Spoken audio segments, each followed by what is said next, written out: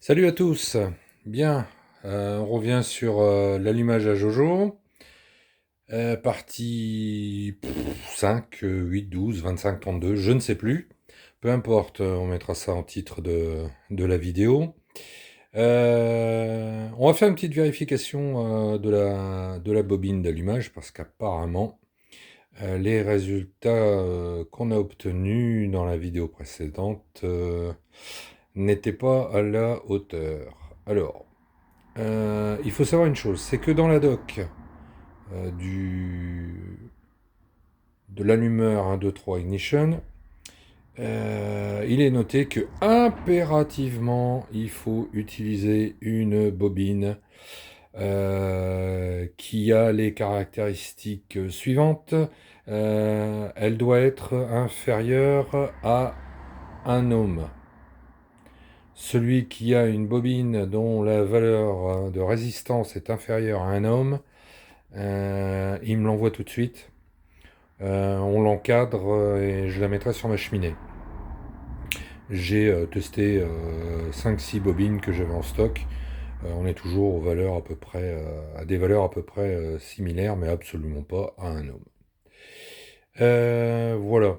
Alors, on va d'abord commencer, justement, on va commencer par la bobine à Jojo. On va faire une petite mesure vite fait. Donc, voici la bobine à Jojo.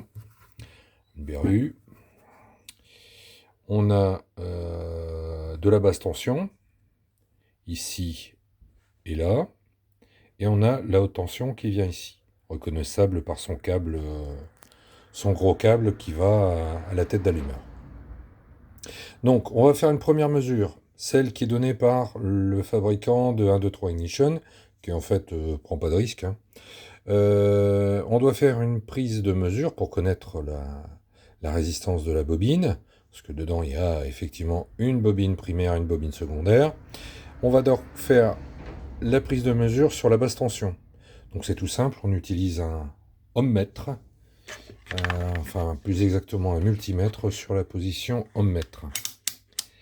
Pour avoir une valeur la plus précise possible, voilà, tu me fais un joli point sur l'image. On se met sur une position à 200 ohms ou inférieure. Donc on peut avoir sur certains multimètres haut de gamme du 100, du 50. Là, ben, comme c'est pas un haut de gamme, il commence à 200. Mais ça tombe bien puisqu'il faut se mettre sur la mesure 200. Ensuite, oh là, je vais faire un truc complètement incroyable.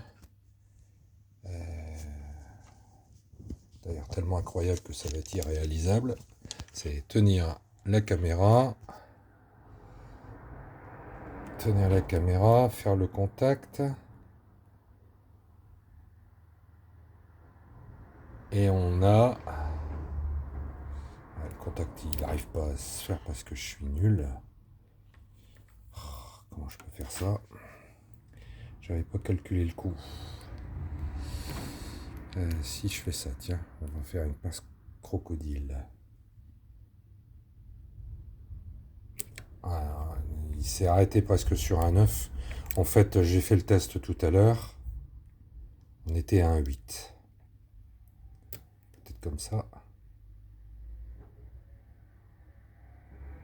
Allez, mon pépère. Il aussi. Ah, j'arrive pas à rester en place. On était entre 1,8 et 1,9. Plus exactement, entre 1,8 et 2,1. Mais il était plus souvent sur le 1,8. Donc, comme là, il revient régulièrement sur le 1,9. Donc, je vais reprendre la mesure que j'ai utilisée tout à l'heure, c'est-à-dire un homme 8. Ensuite, on se met en position 200 kg. Et en position 200 kOhm, on va faire une mesure entre la haute tension et le moins. Alors la borne moins, c'est pas celle-là, c'est celle-là. Alors, 200 kg. Mais là, c'est pas pour avoir une valeur, c'est juste pour voir si l'enroulement n'est pas coupé. Et l'enroulement n'est pas coupé. D'ailleurs, là, on peut mettre en bip. Et on va voir que l'enroulement secondaire est bon. si j'y arrive. Hein. En plus, je suis en train de filmer un chiffon, ce qui n'a aucun intérêt. Bon, la résistance est trop importante, il bipera pas. Il bip pas. Donc, on a néanmoins 200 kg. Ça, c'est mieux 200 kg. Ah, 20 kg. Suis-je bête? Donc, je recommence 20 kg. Et on a... Voilà. 6 kg 7 kg, 6,55. Bon, il s'arrête sur 6,55. L'enroulement n'est pas coupé. Très bien. Alors, j'ai fait la vérification donc, sur cette bobine-là. J'ai pris les informations. Et j'ai fait la même chose après l'avoir débranché. J'ai fait la même chose sur cette bobine-là et quelques autres bobines que j'ai en stock. On retrouve les mêmes valeurs. Donc c'est pour ça que je disais, faut pas rêver. En dessous d'un homme, on trouvera pas. Ça me paraît évident. Alors, on va prendre ici. Donc j'avais pris les notes. Donc la bobine, la mesure de la bobine, entre le plus et le moins. Sur la berrue, on a un 8. Sur la du cellier, on a entre un 8 et 2 ohms. Ce qui veut dire que le courant max que peuvent supporter les vis platinées ou le système électronique d'allumage de mémoire, c'est 4 ou 5 ampères. Bon, on va dire que le courant max est égal à 4 ampères. Ok. Alors, pour connaître, pour savoir la valeur, savoir où on se trouve, on reprend une formule. I est égal à U sur R. Bon, c'est un petit peu de maths, mais ça va être vite fait. Hein. En fait, c'est pas des maths, c'est une formule électronique. Alors, I, c'est l'intensité. C'est l'intensité, c'est-à-dire elle se mesure en ampères. Donc on a dit que le courant max supporté est de 4 ampères. Donc on cherche I. I est égal à la tension. Alors la tension, c'est 6-7 volts, puisque c'est 6 volts à l'arrêt, et quand la dynamo veut bien donner un peu de courant, on est vers les 7 volts. Donc on est entre 6 et 7 volts. Et on a vu tout à l'heure, on a fait la mesure de R, la résistance, exprimée en ohms, qui était entre 1,8 et 2, et là 1,8. Donc on fait sur 1,8. On trouve... Je vais pas faire mes 8 à la craie. 3,88 ohms. 3,88 ohms. Qu'est-ce que je raconte? 88, 3,88 ampères, c'est l'intensité. I est égal à 6 volts, 6-7 volts. Sur 1,8, on a 3,88 ampères. On est bien inférieur à 4 ampères. Donc on est bon.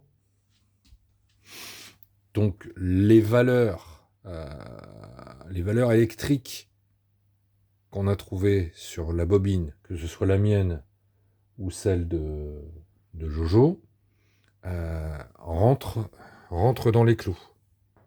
Donc on n'est pas, électroniquement parlant, ou électriquement parlant, ouais, on va être plus modeste, électriquement parlant, on est dans les clous au niveau du Cmax, du courant maximum. Donc, ça ne veut pas dire pour autant qu'on doit avoir les mêmes résultats.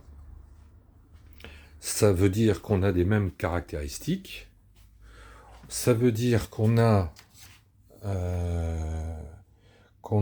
une bobine qui a priori rentre dans les caractéristiques et dont le bobinage secondaire, l'enroulement secondaire n'est pas coupé. C'est pas pour autant que la bobine va donner les résultats escomptés. Alors, on a vu hier dans la vidéo, on n'a pas de problème sur la bobine du Cellier, hein, c'est une du Cellier, la bobine verte. Pas de problème à l'accélération, pas de raté, etc. Et des grosses pétarades avec celle-là, au niveau des montées en régime. Bon. Maintenant, c'est une observation qui a été faite à l'essai. On va voir ensuite, avec le remplacement de l'allumeur, voir si on ne rencontre pas aussi des problèmes. Donc j'ai remis ma bobine, on va changer l'allumeur, et on va voir après si on constate aussi des problèmes, ou s'il n'y a pas de problème. Donc ça veut dire qu'il y aura des problèmes qu'avec la bobine. Donc on a tendance à dire que le souci viendrait plutôt de la bobine. Donc pas d'affirmation pour l'instant, mais on a une piste avec le résultat de la vidéo d'hier. Bon, là j'ai passé un peu de temps à expliquer la théorie de base d'électricité, parce que certains pourront peut-être suivre. C'est pas donné à tout le monde n'a pas forcément son brevet technique d'électronique, mais au moins certains vont pouvoir suivre, ou ça va leur parler. Maintenant, on va passer à la phase remplacement de l'allumeur. Allez, à bientôt pour de nouvelles aventures. Ciao!